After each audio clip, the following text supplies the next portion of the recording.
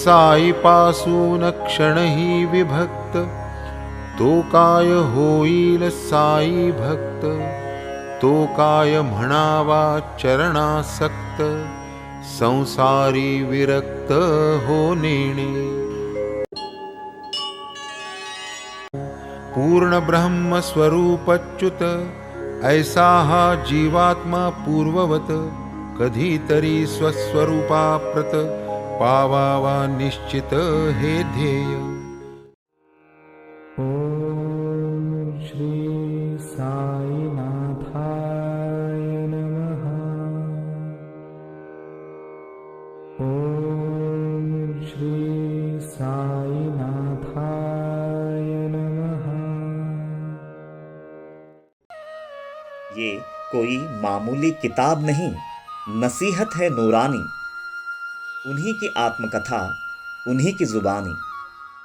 ओम साई राम। ओम साई राम। दोस्तों, आज तक हम हमारे चैनल के माध्यम से साईं सच्चरित्र की कई लीलाओं का आध्यात्मिक भावार्थ आपके सामने पेश करते आए हैं। आज हम साईं बाबा की सबसे चहीती आरती यानी आरती साईं बाबा, जो दुनिया के हर साईं मंदिर में गाई जाती है और जिसका जिक्र साईं सच्चरित्र के 33वें अध्याय में किया गया है, उस आरती पर विवेचन करेंगे। ओम साई राम। अनंत अपार जैसे गगन, तैसे बाबांचे चरित्र गहन, तयांचे ते यथार्थ आकलन, तया वीण कोण करी।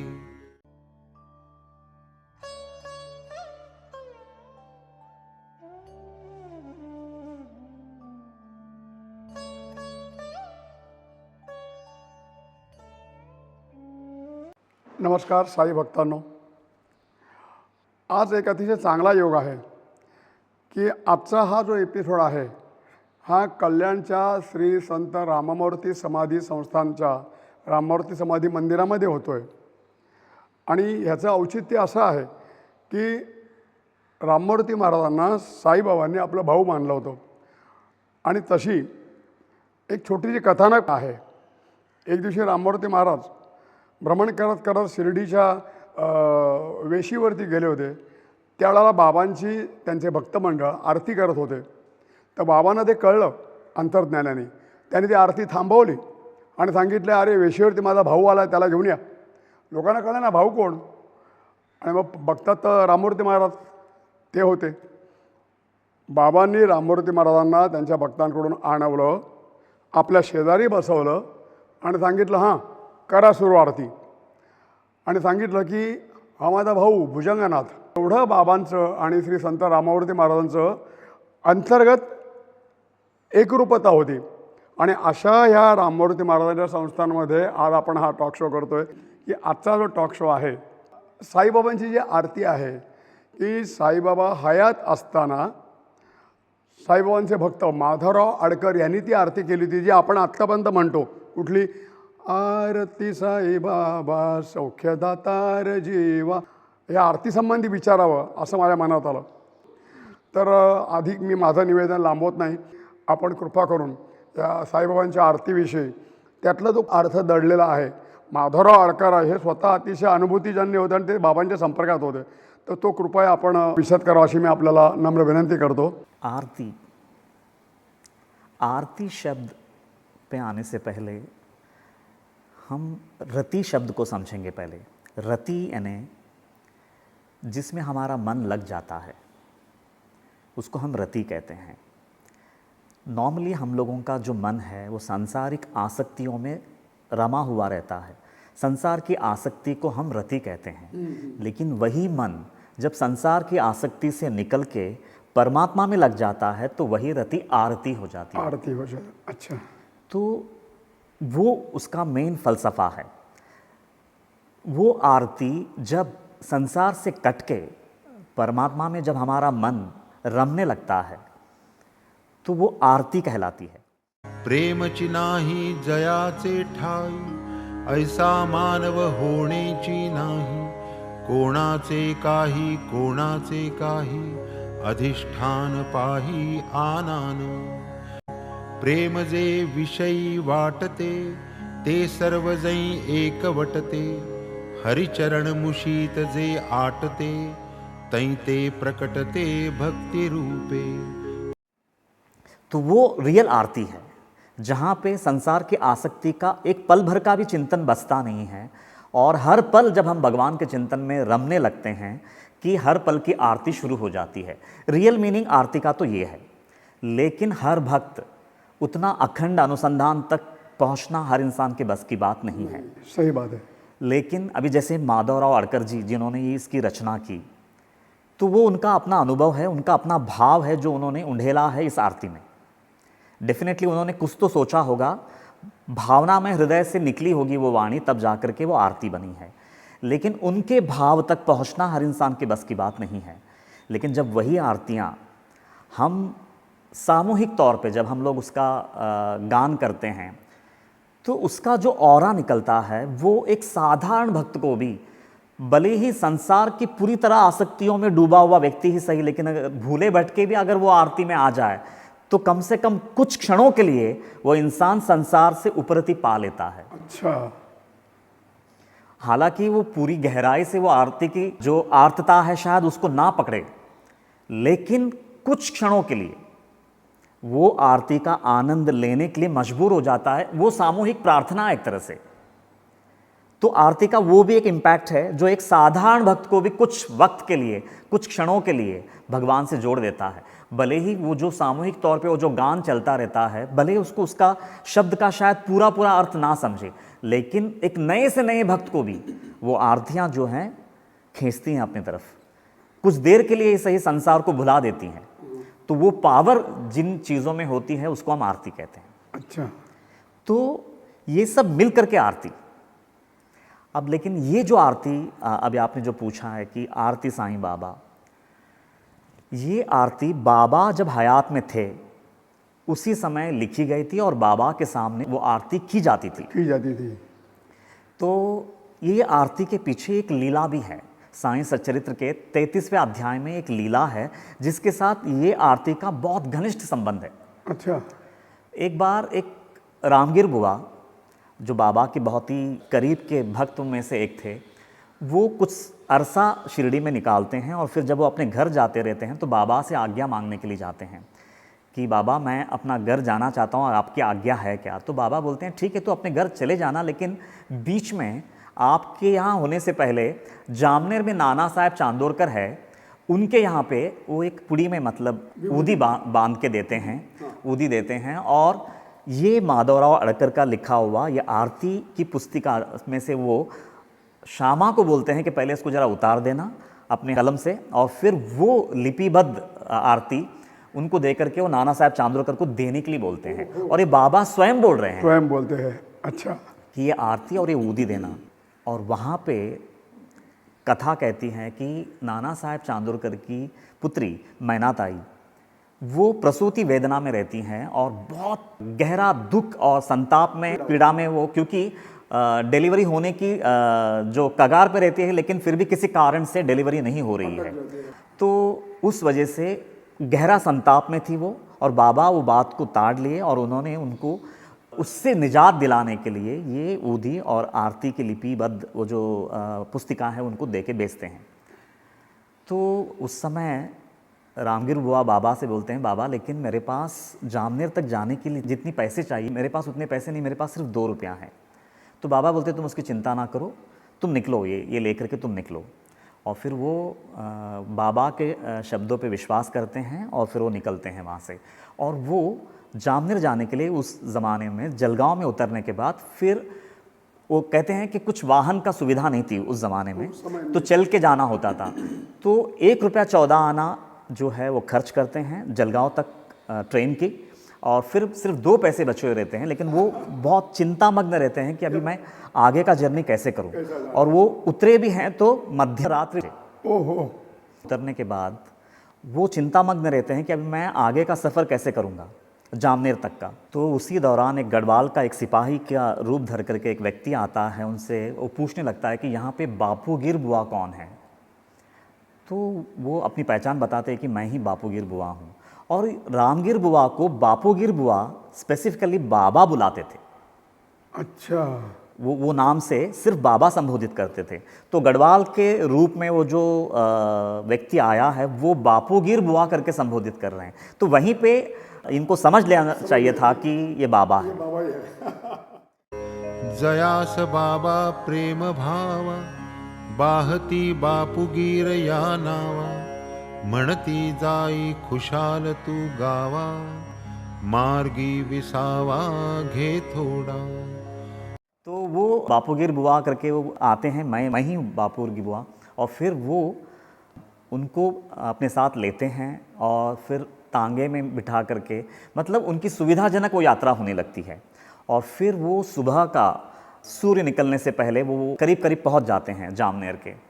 और फिर एक जगह तांगे के घोड़े को मतलब थोड़ी सी रेस्ट मिले इस भावना से रुकाते हैं और वो बोलते हैं थोड़ा सा फरार दिया है नाना साहब चांदोरकर ने, आप वो कर लीजिएगा करके।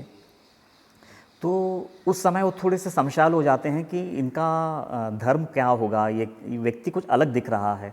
तो वो बोलते हैं तुम चिंता मत करो, मैं गढ़वाल का राजपूत हूँ, हिंदू हूँ, तो मन में कोई दुविधा मत पालना, डरना मत। और नाना साहब चांदोरकर ने ही मुझे ये फरार दिया है आपके लिए। तो दोनों मिलकर के वो करते हैं।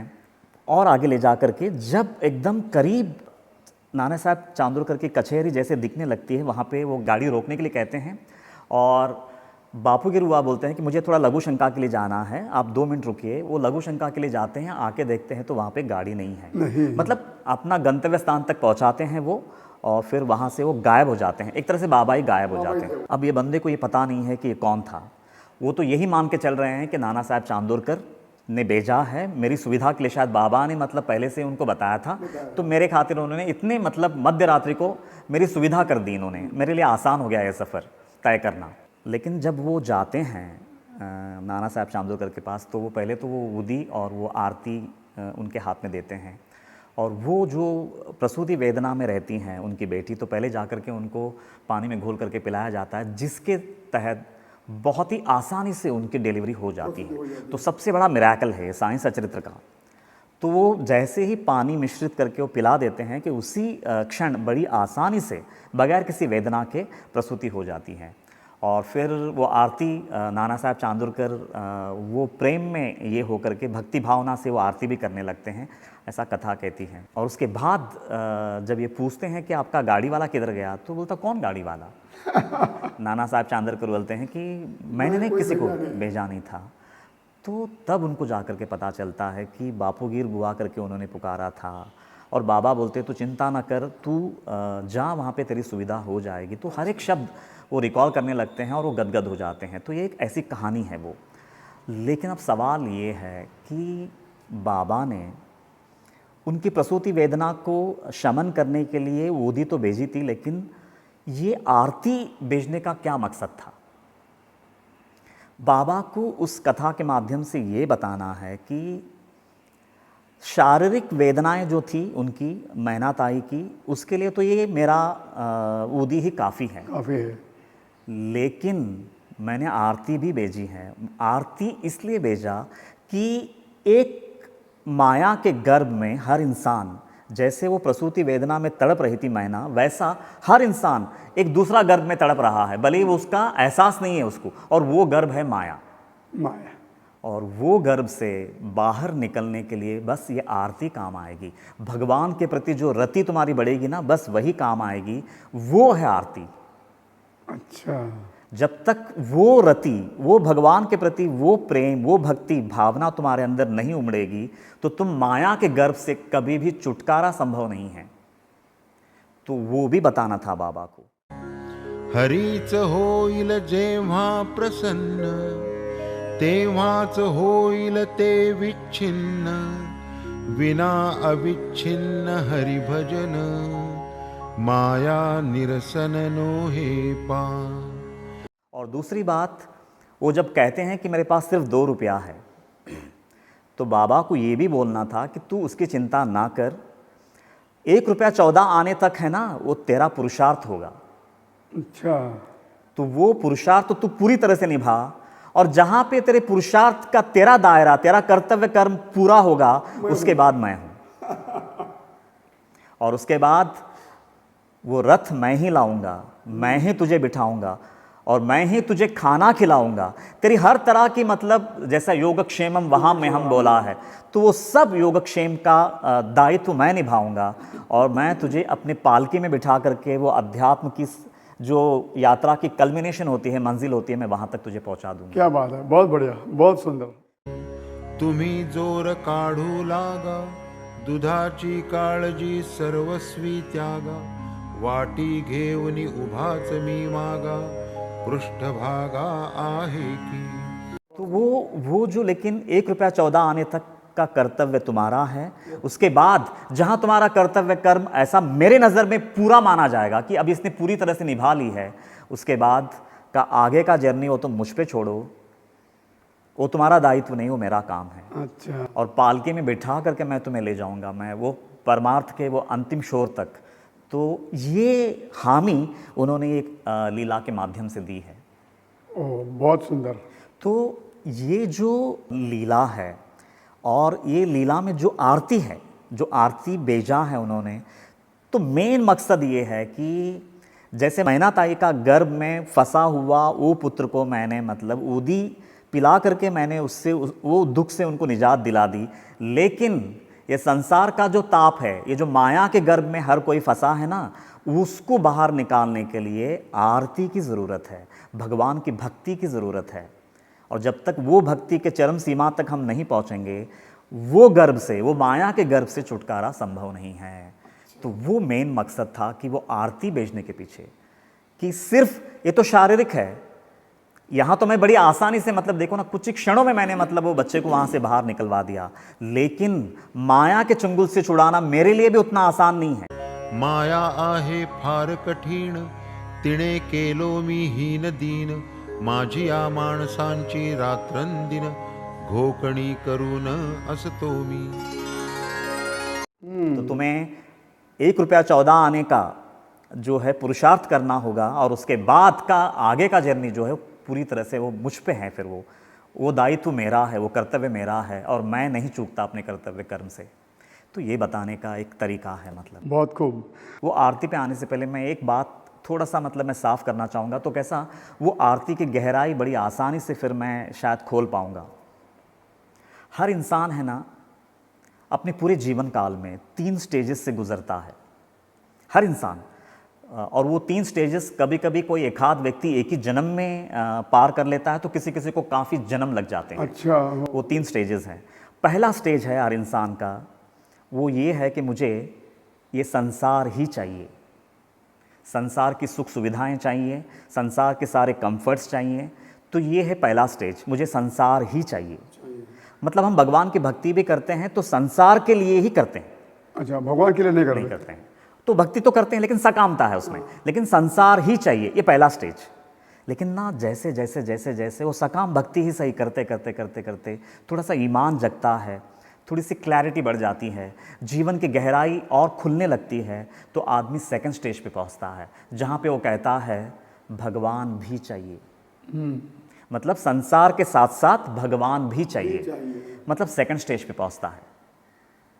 संसार ही चाहिए से भगवान भी चाहिए, और गहराई, जैसे समझो वो भक्ति वैसे ही चल रही है, और गहरा और गहरा और गहरा उतरने के बाद, कहीं ठोकरे खाने के बाद, जीवन की गहराई और गहरा खुलने के बाद, वो तीसरा और अंतिम स्टेज पे पहुंचता है, भगवान ही चाहिए। भी जाता है और ही आता है, भगवान ही चाहिए। तो वो जो अवस्था है उसी को हम मुमुक्षत्व कहते हैं।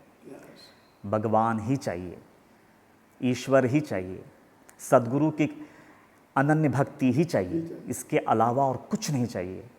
तो ये जो आरती अभी जिसका आपने जिक्र किया, आरती साईं बाबा, तो ये तीनों स्टेजेस कवर करती है ये आरती। इसलिए मैंने सोचा कि पहले वो मैं साफ़ कर दूं, ताकि मैं आगे जब मैं उसको ओपन करूं तो ज़्यादा साफ़ हो जाए। अच्छा, 7 चरण हैं इसमें, और ये 7 चरण जो है ये तीनों स्टेजेस को उजागर करती हैं। अच्छा, हाँ हाँ।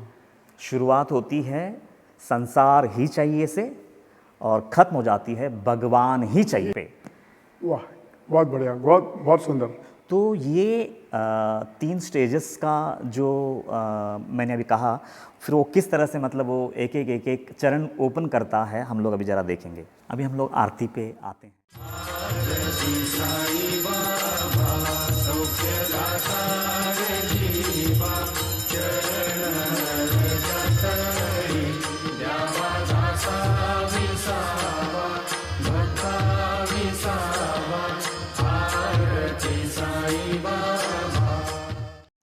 अभी आरती साईं बाबा, अभी जैसे आरती में हम जो पंचारती लेते हैं और बाबा के चारों ओर हम जो एक घुमाते हैं, तो उससे सिर्फ इतना ही बोलना है कि मेरा पूरा मन, इंद्रिय, बुद्धि, चित्त, शरीर, हर चीज़ जो है आपके इर्द गिर्द घूमता रहे।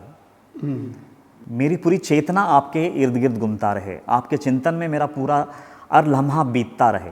यही बोलना है आरती में। आरती साईं बाबा सौख्य दातार जीवा, आप ये पूरे ब्रह्मांड को सौख्य देने वाले हैं। हर जीव को अपनी तकलीफ़ों से उभार के सौख्य देने के लिए जैसे मानो आपका अवतार हुआ है।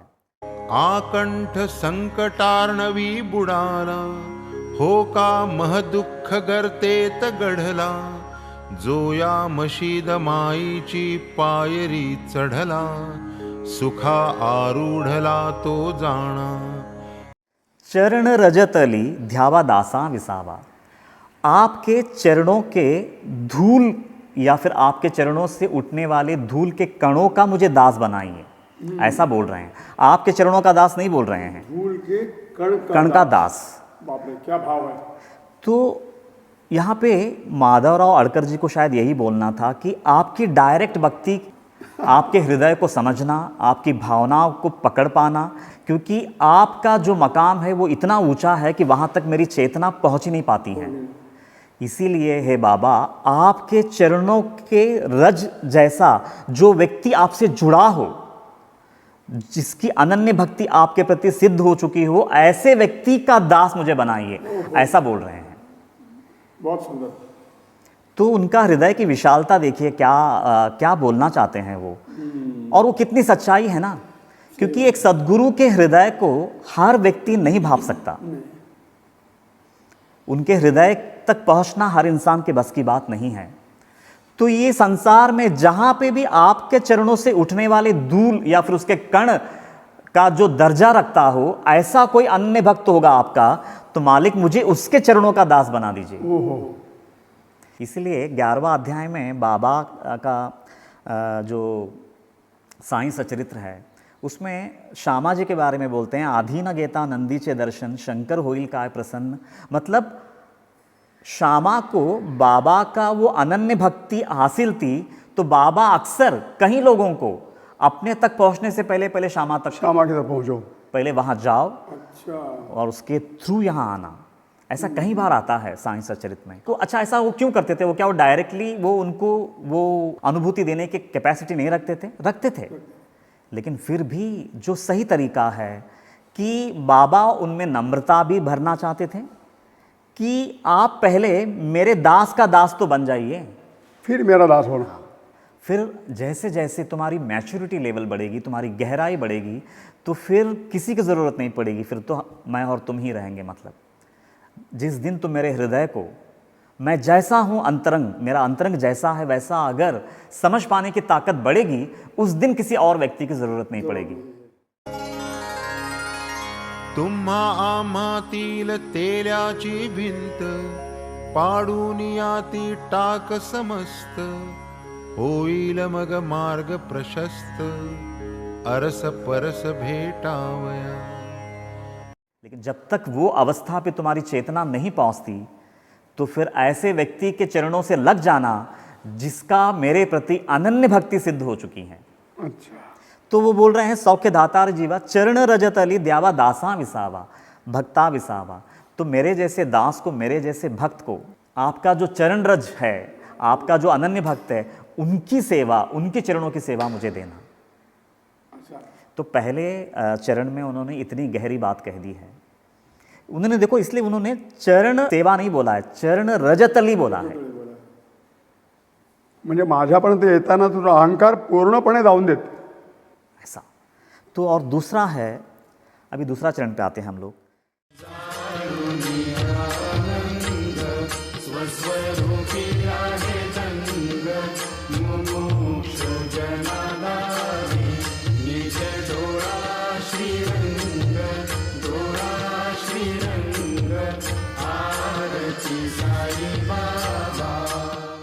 जाड़ुनिया आनंग मतलब आनंग यानी कुछ लोग उसको कामदेव भी बोलते हैं, संसार की आसक्ति कह लो उसको। तो आपने तो अपने जीवन में संसार का सारा आसक्ति को जला करके उसका विभूति बना करके आपने अपने माथे पर धारण कर रखा है। आपका तो वो मकाम है। और स्वस्वरूपी राहे दंग, और आप अपने खुद के आनंदमय स्वरूप में, सत चित और आनंदमय स्वरूप में आप हमेशा रममाण रहते हैं। संसार का दुख, चिंता, भय आपको कभी नहीं सताता। आपका मकाम वो है। तो आपने तो मतलब इस संसार के आसक्ति को खाक करके, उसका विभूति करके, आप अपने वास्तविक स्वरूप में, सच्चिदानंद स्वरूप में आप हमेशा हर पल आप रमते रहते हैं।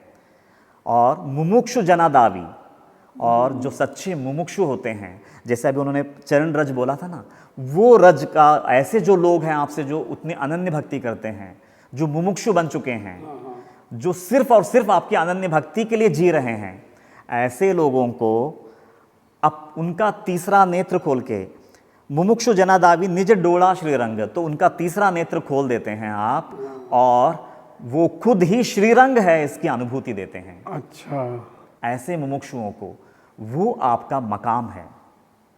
और ऐसे सद्गुरु के चरणों में मैं आरती कर रहा हूँ, ऐसा वो बोल रहे हैं दूसरे चरण में। अभी हम लोग तीसरा चरण में जाते हैं।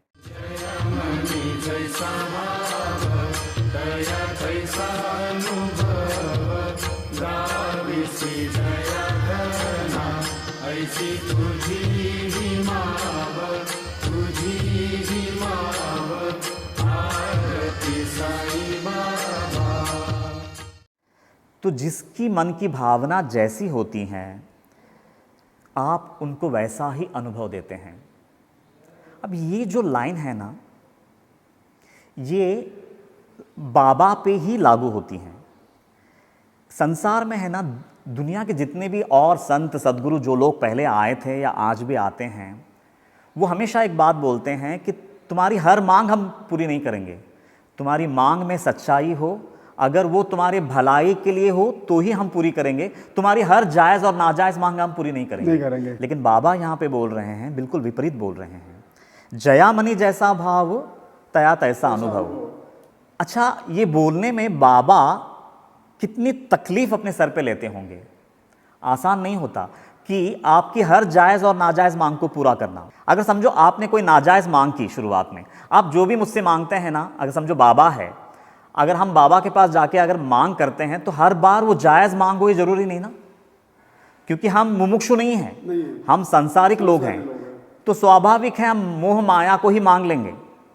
और बाबा बोल रहे हैं मैं वो तुमको दूंगा, वो भी दूंगा। मतलब वो कितनी करुणा है। और लेकिन वो देने के बाद वो अपनी मुसीबत को बढ़ा लेते हैं। क्योंकि आप मेरे मन के हिसाब से अगर समझो उन्होंने कोई कामना पूरी की, तो एक तरह से देखा गया तो मुझे और अज्ञान में फंसा दिया ना, फंसा दिया। सही बात है, स्वाभाविक है ना। और वो फंसाने के बाद वापस उनको निकालना भी तो उन्हीं को है ना, उन्हीं का काम है। तो एक तरह से देखा गया तो उन्होंने अपना परेशानी बढ़ा लिया। ये तो कैसा है मालूम है कि कोई बंदा अगर भंवर में फंसा हो ना, तो कहते हैं कि भंवर में जो इंसान फंसा रहता है ना, उनको निकालने का सिर्फ एक ही तरीका है कि खुद भी भंवर में आप पहले छलांग लगाओ, और वो जैसा घूम रहा है वैसा ही आपको भी घूमना है। और वो घूमते घूमते घूमते घूमते पूरे तल तक जाना है, और वहाँ से जहाँ उसका पूरा पावर खत्म हो जाता है भंवर का, साइड में से निकाल करके फिर उसको ऊपर लाना है। अच्छा, बाप रे। तो इतना बड़ा खतरा अपने सर पे मोल ले रहे हैं, ये बात बोल करके, जयामणि जैसा भाव तया तैसा अनुभव। संत आपुल्या पुण्य कोडी, वेचिती भक्त प्रेमाच्या ओढी, न पाहती आड पर्वत दरडी, घालिती उडी भक्तार्थ। तो है ना, इसके पीछे उनकी करुणा, उनकी दया समझ में आनी चाहिए कि वो अगर इतनी बड़ी बात बोलते हैं, ये उनका बड़प्पन है कि ये मुझसे अपनी कामनाओं की पूर्ति के लिए डेफिनेटली कुछ ना कुछ मांगता रहेगा और मुझे देना है शुरुआत में। लेकिन वो देते समय बाबा ये खबरदारी भी रखते हैं कि आगे जाकर के मुझे इसको परमार्थ की तरफ ही मोड़ना है, अब तो मैं दे रहा हूँ, फंसा रहा हूँ, लेकिन मुझे ही निकालना निकालना है है। तात्पर्य हे जे कोणी जाती दर्शन सुखे तृप्त होती आरंभी कैसी ही तयांची वृत्ती परमानंद प्राप्ति अखेर। तो कितना बड़ा खतरा है और कितना मतलब झमेला वाला काम है, लेकिन फिर भी वो करुणावश उन्होंने वो वचन दिया है और वो निभा रहे हैं, आज भी निभा रहे हैं। इसीलिए आज उनके जैसा चमत्कारी सत्पुरुष सद्गुरु इस कायनात में फिर कोई और पैदा नहीं हुआ। तो ये है ना, इसके पीछे उनकी करुणा साफ झलकती है कि हमारे लेवल पे उतर के पहले हमारी कामनाओं की पूर्ति करने का और फिर बाद में हमारे अंदर की कामना करने की जो वृत्ति है फिर उसी को मिटा देने का। लेकिन बड़ा चैलेंजिंग जॉब है, आसान तो नहीं है, लेकिन फिर भी वो ये चैलेंज को आज भी निभा रहे हैं। हर नए भक्त को उनकी कामना के हिसाब से वो नीचे उतरते हैं, वो पूरा करते हैं और फिर बाद में इसका खबरदारी रखते हैं कि अब मुझे इसको शनै शनै आगे बढ़ाना है, पारमार्थिक तरफ माया से छुड़ाना है, छुड़ाना है। तो ये था ये तीसरा। और चौथा जो चरण है,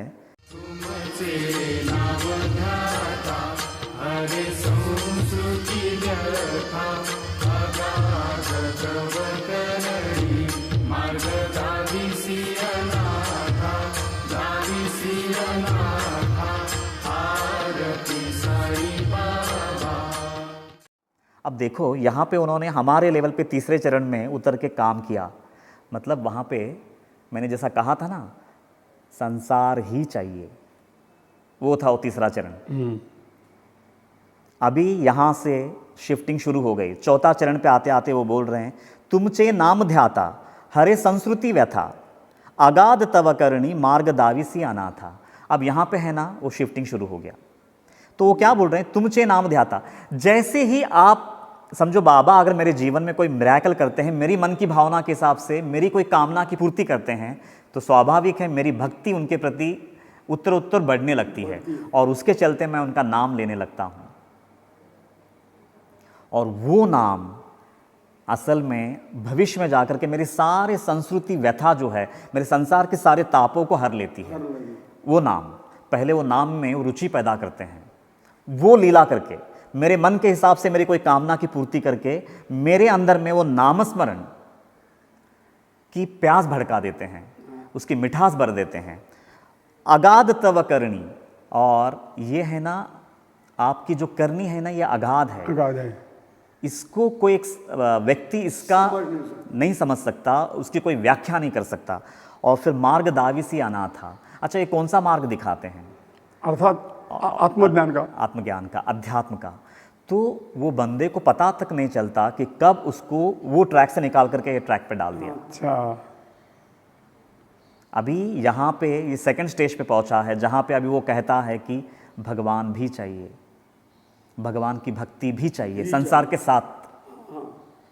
पहले सिर्फ कहता था कि संसार ही चाहिए, अभी भगवान भी चाहिए। तो ये है फोर्थ चरण। और फिफ्थ चरण में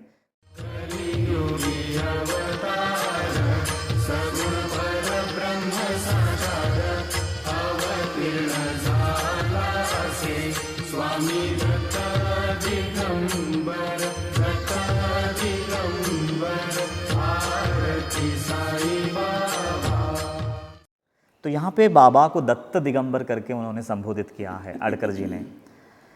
कलयुगी अवतार, ये जो कली है यहाँ पे एक साधारण अवतार काम का नहीं है। दत्त दिगंबर का लेवल का ही कोई व्यक्ति चाहिए आज के इंसान को तारने के लिए, क्योंकि इंसान की बुद्धि उतनी भ्रष्ट हो चुकी है, उतना सकाम हो चुका है। तो ऐसे लोगों को तारने के लिए भंवर में उतर के भंवर से निकालने की ताकत जिसमें हो, बस वही व्यक्ति आज के व्यक्ति को तार सकता है। अच्छा, इसलिए वो बोल रहे हैं बाबा को कि हे बाबा, आप तो इस संसार में दत्त दिगंबर के अवतार है, मतलब पूर्ण अवतार है। पूर्ण अवतार। अभी दत्त दिगंबर में आप ही शिवजी हो जो हमारे अज्ञान को, हमारे तमस को हर लेते हैं शिवजी बन करके, और आप ही ब्रह्मदेव बन करके हमारे अंदर में आत्मा की ज्योति को जगाते हैं। और आप ही जिस दिन हमारे अंदर में तमस हट जाता है और आत्मा की ज्योति हमारे अंदर जल उठती है, उसके बाद फिर आप ही विष्णु बन करके हमारे जीवन में अष्ट सिद्धि नवनिधि से भर करके आप ही की तरह हम भी ये संसार की सेवा कर सकें अनन्य भाव से, उतनी ताकत से हमें भर देते हैं। इसीलिए आप सद्गुरु हैं और आप दत्त दिगंबर के अवतार हैं, आप पूर्ण अवतार हैं, ऐसा वो बोल रहे हैं। सुंदर सुंदर। तो ये था चौथा चरण। और यहाँ पे पहुँचने के बाद भक्ति और गहराता जाता है। जो भक्त बाबा की भक्ति कर रहा है वो और गहराता जाता है, और वो बोलते हैं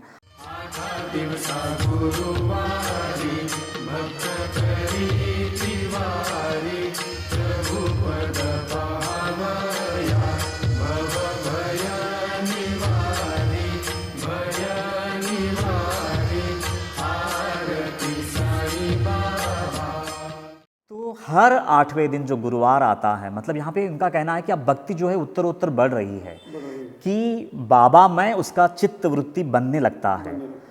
भक्त करी थी वारी, मतलब बार बार आपकी वारी करता है, वो बार बार आपके दर्शन के लिए शिरडी पहुँचता है, या फिर अनन्य भक्ति की तरफ उसकी रुख जो है वो बन जाती है। और फिर बोलते हैं प्रभु पदु पहावया, और वो आपका चरण का दर्शन के लिए। अब यहाँ पे चरण दर्शन मतलब आज तक मैं जो संसार ही चाहिए मैं कह रहा था, अब वो कहता है कि प्रभु पद पहावया, मतलब आप ही चाहिए। और यहाँ पे प्रभु पद पहावया मतलब आज के बाद मेरी मर्जी नहीं चलेगी, मैं अगर आपका चरणों का दास बन गया हूँ। अभी देखो यहाँ पे ना इन्होंने चरण रजतली नहीं बोला है, यहाँ पे प्रभु पद पहावया बोला है, मतलब अब डायरेक्ट रिलेशन बन गया, अब मिडिल मैन की ज़रूरत नहीं है। तो ये अगर आरती को हम गहराई से देखें तो एक लंबी जर्नी है, एक तरह से देखा गया तो आध्यात्मिक जर्नी है। प्रभु पद पहावया भव भय निवारी, और मेरा जो सबसे बड़ा भय है ना इस संसार का, वो है मृत्यु भय। मृत्यु भय। और बाबा आप ऐसे भक्तों को जिनकी भक्ति अनन्य भक्ति में कन्वर्ट हो चुकी हैं, जिसका सकाम भक्ति से निकल करके जो निष्काम भक्ति में निष्णात हो चुका है, उसका आप भव भय निवारते हैं, मतलब उसका मृत्यु का भय ही खत्म हो जाता है। उसको आप अनुभूति देते हैं कि आप ना मिटने वाले आत्मा हैं। तो वो आत्मा अनुभूति पा करके वो भव भय को उखाड़ के फेंक देता है हमेशा के लिए, वो ये बोल रहे हैं। तो ये था 5वां चरण। और 6वां चरण में फिर वो अब और भक्ति जो है और गहरी हो रही है। वो कहते हैं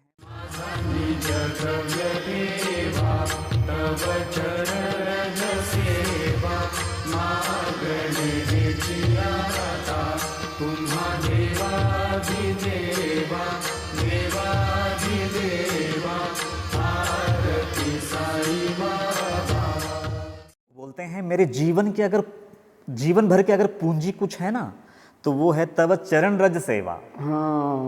तो यहाँ पे चरण रज बोला है फिर से।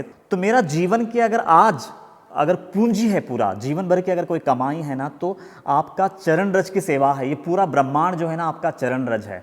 तो आप ये जो विराट है आपका, विराट स्वरूप है आपका, उसका दास बन जाऊं, ये मेरी कामना है, ऐसा बोल रहे हैं। अनित्य त्यागे वैराग्य जनन, सद्गुरु ब्रह्म चैतन्य घन, उपजे भूति भगवंतपण, अभेद भजन या नाव। सिर्फ आपकी नहीं, आपकी पूरे विराट की, आपके विराट स्वरूप का मैं दास बन जाऊं। मैं मांगणे हेची हाथा, मैं बस यही मांगता हूं।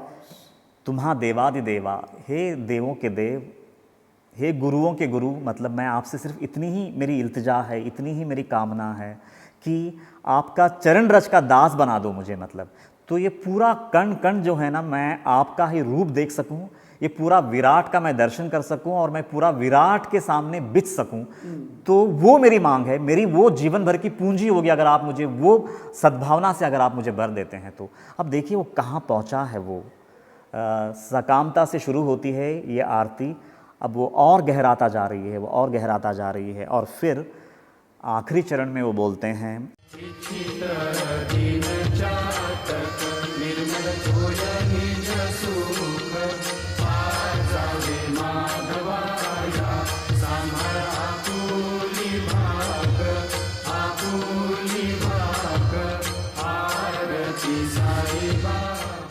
तो वो बोल रहे हैं कि जैसा चातक पक्षी पूरा जो सावन का मास आने से पहले वो आसमान की तरफ अपनी निगाहें बिछाए बैठी रहती है कि कब वो सावन बरसेगी और एक बूंद बूंद मुझे मिलेगा, जीवन भर की मेरी थकान, मेरी प्यास मिटा देगी, वैसा ही वो भक्त भी वो कहता है कि मैं सिर्फ और सिर्फ आपका सच्चिदानंद स्वरूप का दर्शन पाना चाहता हूँ, वो एक बूंद से मेरा जीवन को भर दो।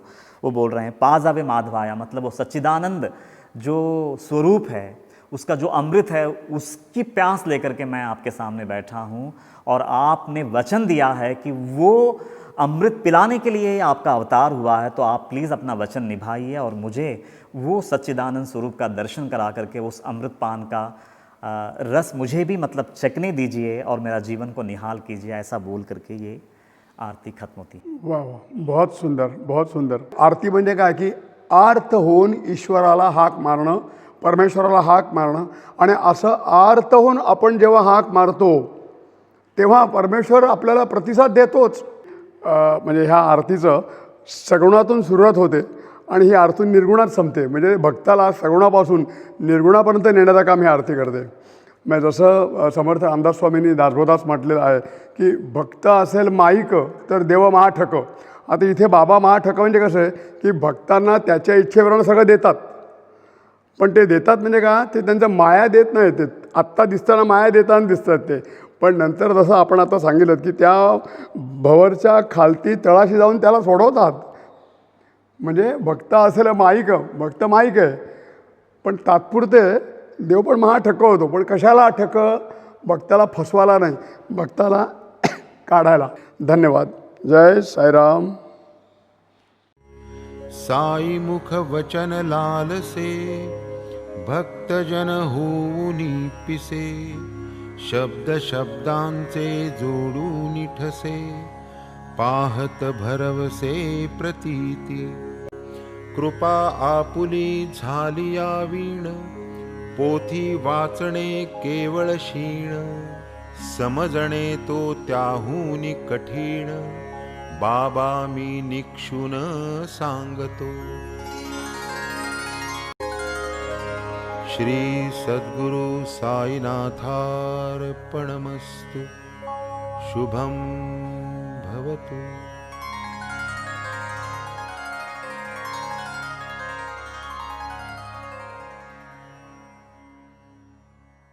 श्री सच्चिदानंद सद्गुरु साईनाथ महाराज